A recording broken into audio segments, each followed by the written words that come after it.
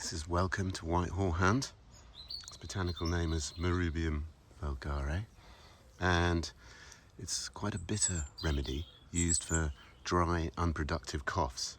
And it's got this ability to loosen phlegm by relaxing the smooth muscles in the respiratory system, and it helps to get rid of stuck mucus, basically, and it promotes the clearing of phlegm. So it's also good for stopping the spasms and wheezing when you might have asthma. So use it in a common cold, basically. So this bitter compound it's got is also good for releasing bile, helping with the digestion, enhancing appetite, getting rid of dyspepsia, heartburn, acidity, bloating, gas, and particularly helpful in sluggish digestion that's leading to poor respiratory issues.